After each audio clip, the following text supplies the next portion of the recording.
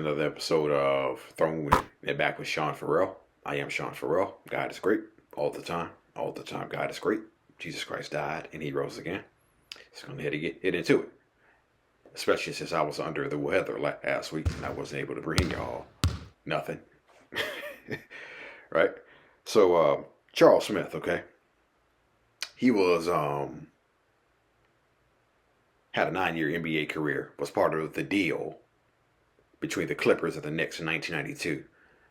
And in 1992, it was him, Doc Rivers, and Bo Kimball who went to the Knicks in exchange for Mark Jackson and Kiki Van Andeway. Okay? So,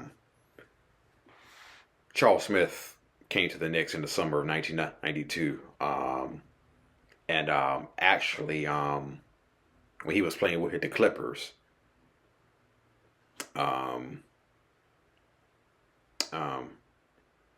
he was stressed so much by playing with the Clippers, according to what I read in Blood in the Garden. Okay, he was so stressed by playing with the Clippers that he began losing patches of hair. Okay, but this was the early 90s, and the hot top fade was in, just like the hot top fade is in 2026 today. Okay, because I used to have one. Okay, I used to have a hot top fade. Okay, now I don't. Right? It's hard to imagine me with a hot top fade. Right? Anyway, back to the point. He was losing patches of hair, but he had to high top fade. Okay. So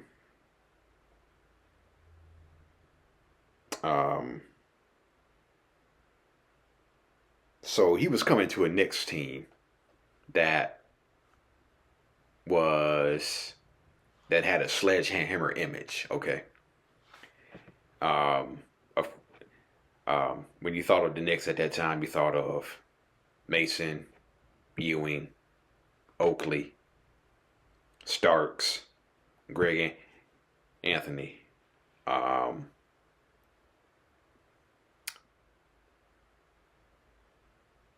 sledgehammer image of a team. That's what Pat Riley built into them, okay? And when Pat Riley first came to the Knicks, he said we were going to be the hardest working, best conditioned, roughest, toughest, physical, most disliked team in the NBA, okay? And I think that was pretty much accomplished because I could not stand the New York Knicks. As a Bulls fan, I absolutely hated the New York Knicks, okay? Okay. So, Doc Rivers also was a physical guy, okay? But according to but they had a chapter in Blood in the Garden, okay? Which is about the history of the 90s New York Knicks, okay? They had a chapter in there called The Butterfly Among the Buffaloes, okay? And what they were referring to was Charles Smith was the butterfly among the Buffaloes. The Buffaloes being Ewing, Starks, Oakley, Mason, Rivers, Greg Anthony, okay? So,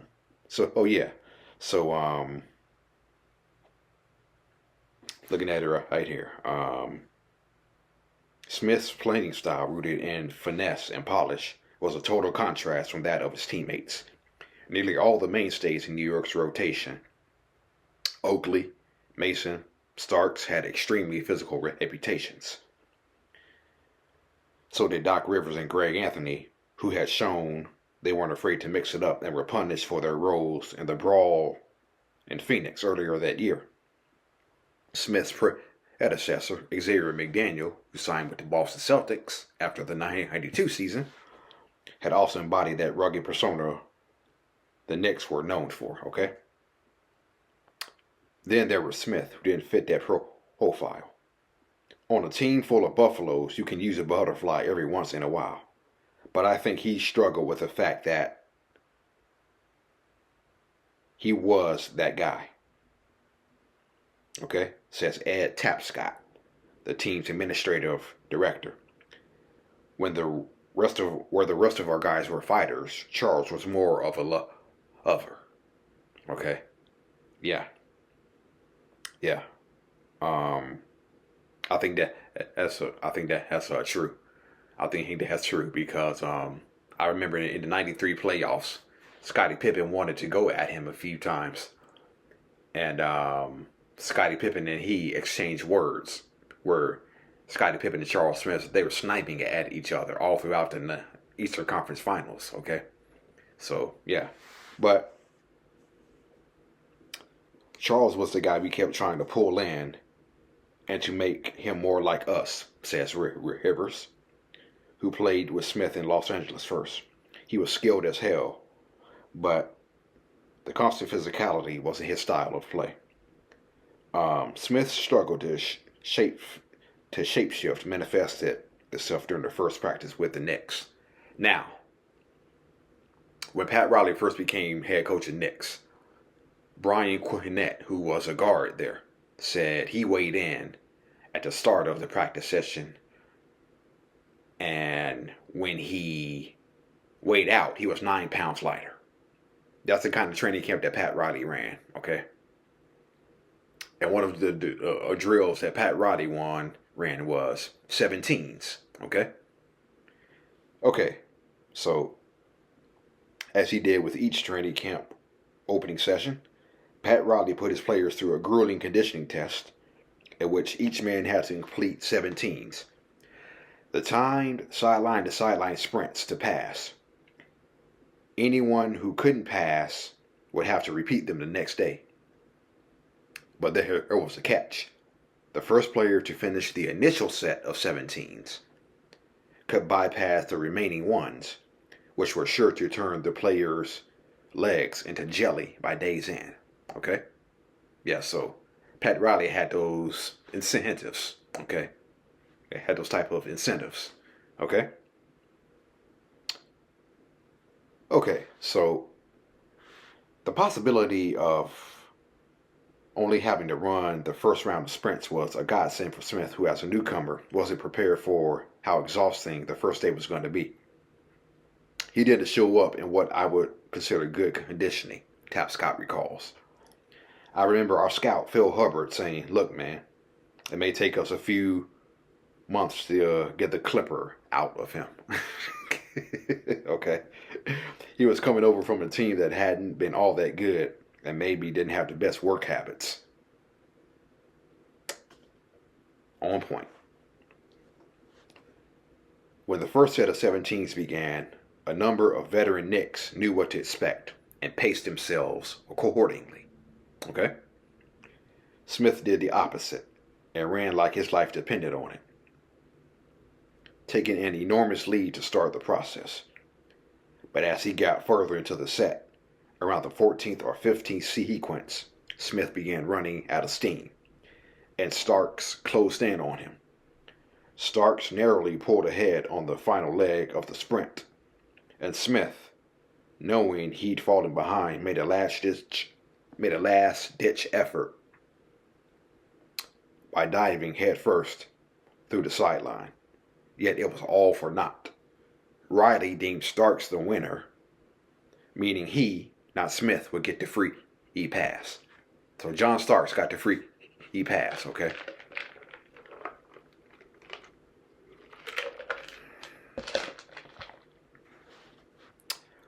And see, the thing about it is, this is how tough Pat Riley was. This is how tough playing for Pat Riley was. When the initial set of 17s were over, Pat Riley gave you only 1 minute. 1 minute to catch your breath. That's all you got. 1 minute to catch your breath and get your legs ready. That's all Pat Riley gave you. 1 minute.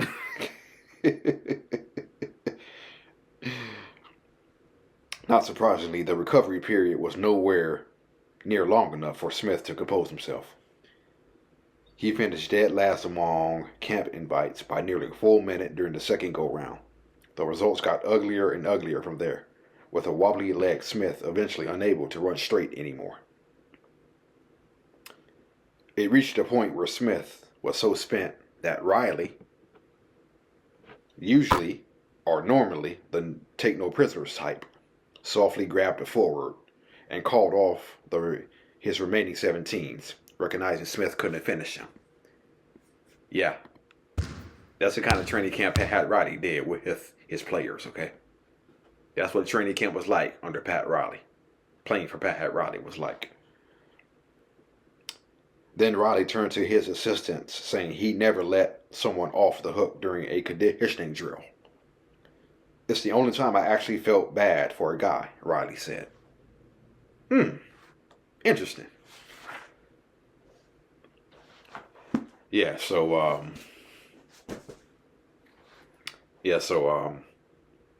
Charles Smith, a butterfly among the Buffaloes. You heard Doc Rivers talk about the fact that constant physicality really wasn't his game. And as a result, he struggled during most of his first year with the Knicks. And a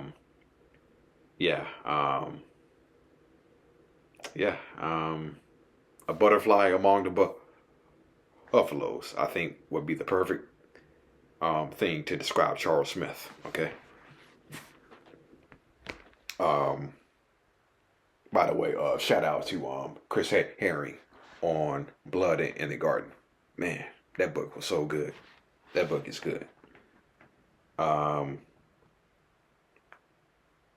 Okay. So I saw this video by The Base, okay, which is a channel on YouTube that I follow that talks about events and sports history from MLB to NBA to NFL, okay? And in this particular video, they were talking about the Chris Webber trade in 1998, okay? And so the question I want to ask you all, did the Chris Webber trade ruin the Washington Wizards? Okay. Okay. So the Webber trade, the Kings sent Mitch Richmond and Otis Thorpe to Washington for Chris Webber, okay? All right.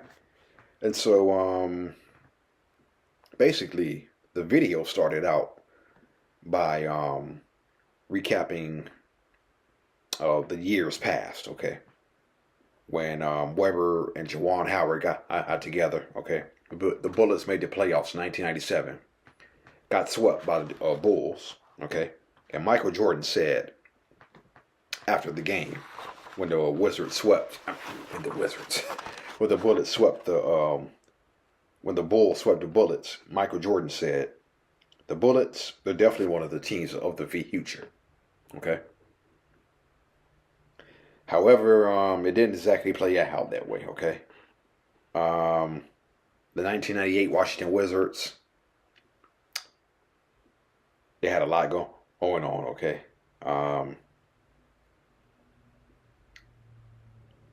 Webber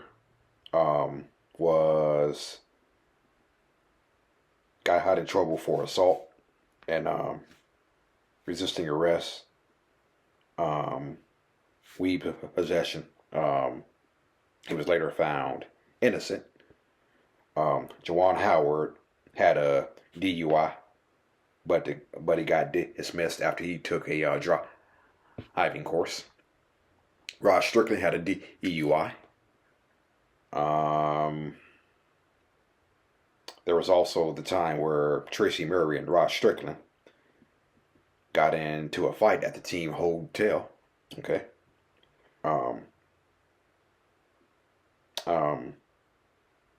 The person who was narrating the video, her name is Clara Morris. Okay.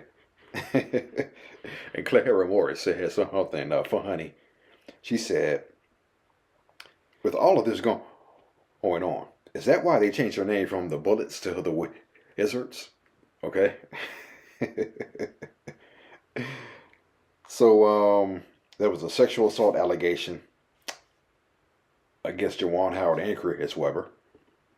Um, and so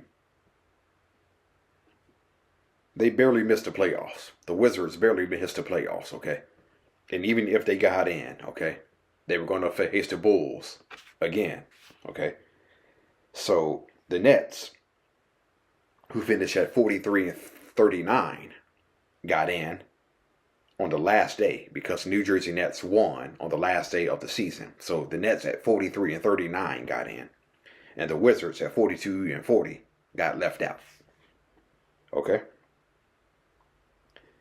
And so there were some changes that were going to happen. There was talk that Latrell Sprewell would come to Washington to play with Chris Webber. They had been teammates in Golden State. There was talk that Chris Webber would go to the San Antonio Spurs for David Robinson, along with no. My bad. There was a talk that David Robinson will come to the Washington Wizards in exchange for Calvert Chaney and Juwan Howard. Okay. Howard had a big contract at that time.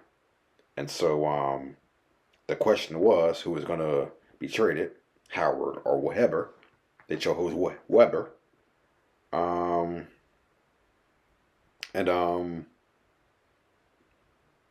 So the Washington Wizards, they gave up 3 firsts. Okay. They gave up 3 first-round draft picks, which meant they had no draft capital to rebuild. Okay. So they bought in a 33-year-old Mitch Richmond and even a Otis Thorpe. Okay.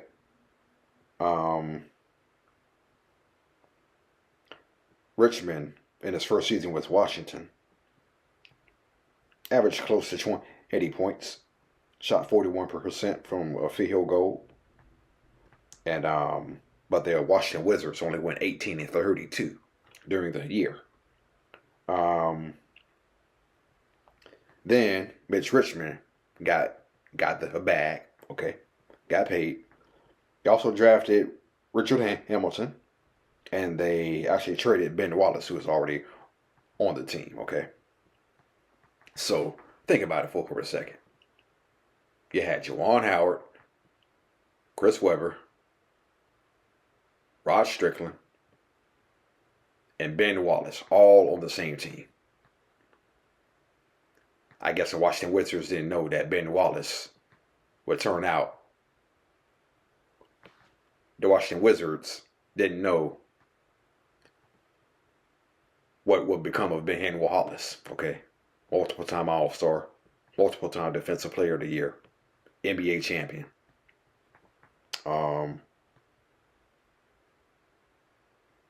Yeah. Yeah, but it's crazy to think that the Bullets at one time had C. Webb, Juwan Howard, Rod Strickland, and Ben Wallace all on the same team together.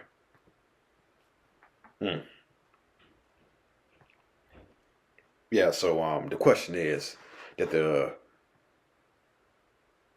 Chris Webber trade ruin the Washington Wizards, okay?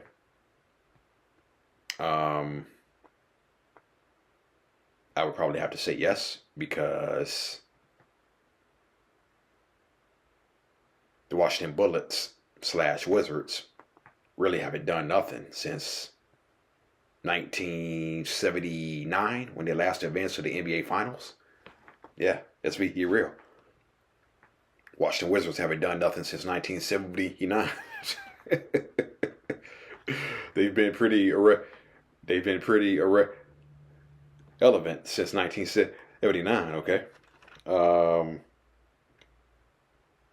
Now they were relevant for 2 years when Michael Jordan came back to play with them. Okay, but after that, they were irrelevant again. Yeah. So